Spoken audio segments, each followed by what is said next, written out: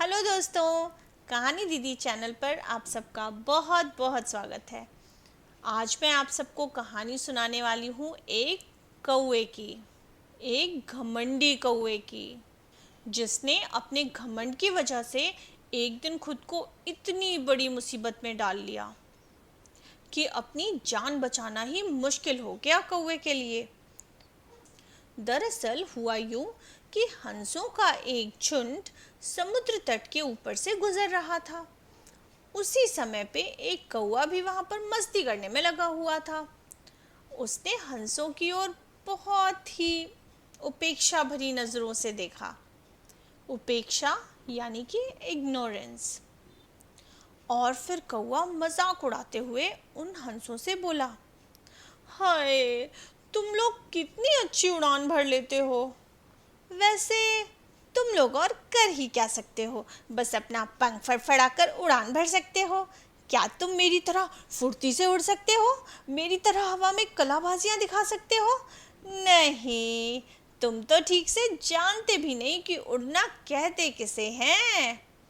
कौवे की ये सारी बातें सुनकर एक बूढ़ा हंस बोला, ये अच्छी बात है कि तुम ये सब कर लेते हो, लेकिन तुम्हें इस बात का घमंड नहीं करना चाहिए बेटा। मैं घमंड वमंड नहीं जानता। अगर तुम में से कोई भी मेरा मुकाबला कर सकता है तो आए मेरे सामने और मुझे हरा कर दिखाए। समझाने की ज़रूरत नहीं है ज़्यादा मुझे। कौवे की इस तरह की घमंड भरी बातें सुनकर झुंड में से एक हंस आगे आया और उसने कौवे की चुनौती स्वीकार कर ली। तो फिर तय हुआ कि प्रतियोगिता 2 चरणों में होगी।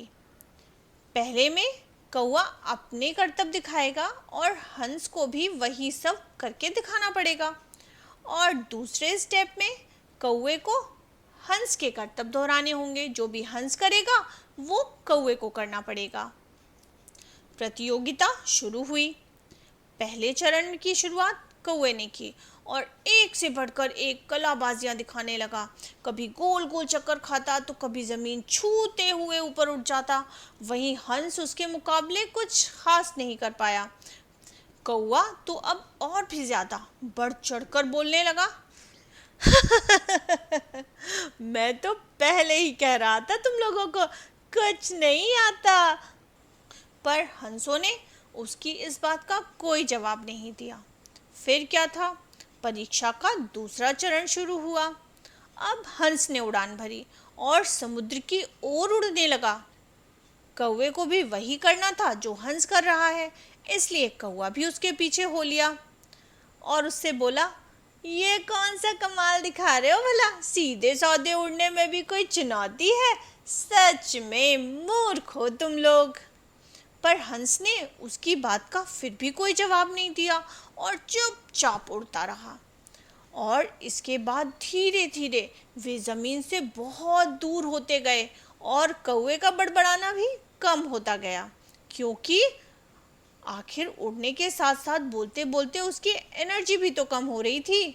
और देखते ही देखते कुछ देर में कौवा बिल्कुल शांत हो गया, क्योंकि अब वो बुरी तरह से थक चुका था। इतना कि अब उसके लिए खुद को हवा में रखना भी मुश्किल हो रहा था, क्योंकि उसकी आदत थी नहीं इतने लंबे लंबे स्ट्रेच में उड़ने की। वो तो बस थोड़ी देर के लिए गोल गोल घूम के और कलाबाजियां दिखाता रहता था। फिर क्या था, वो बार बार पानी के करीब तक पहुंच जा रहा था, पर फिर किसी तरह से खुद को संभाल कर ऊपर आ जाता। पर हंस कौवे की इस स्थिति को बिल्कुल समझ रहा था, पर उसने बिल्कुल अनजान बनते हुए बोला, तुम बार बार पानी क्यों छू रहे हो? क्या ये भी तुम्हारा कोई कर्तव्य है?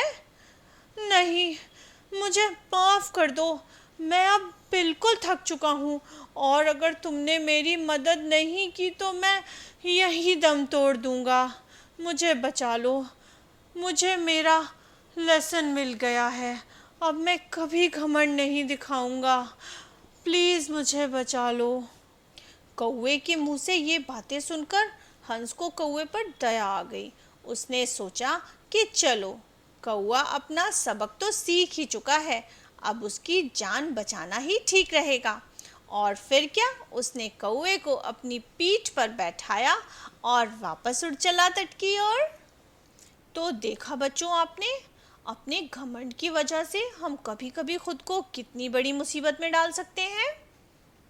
तो बच्चों, कभी भी अपनी किसी भी खासियत के लिए खुद पर कभी घमंड मत करना, क्योंकि इस दुनिया में हर इंसान और हर जीव की अलग अलग खासियत होती है और यही तो उन्हें सबसे अलग, सबसे खूबसूरत और सबसे ज़्यादा स्पेशल बनाती हैं।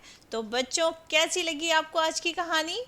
अगर कहानी पसंद आई हो तो प्लीज़ प्लीज़ प्लीज़ इसे लाइक और शेयर ज़रूर करें अपने दोस्तों के साथ, ताकि वो भी इसका मज़ा उठा सकें।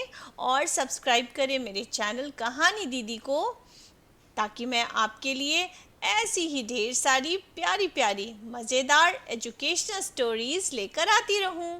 अभी के लिए बस इतना ही।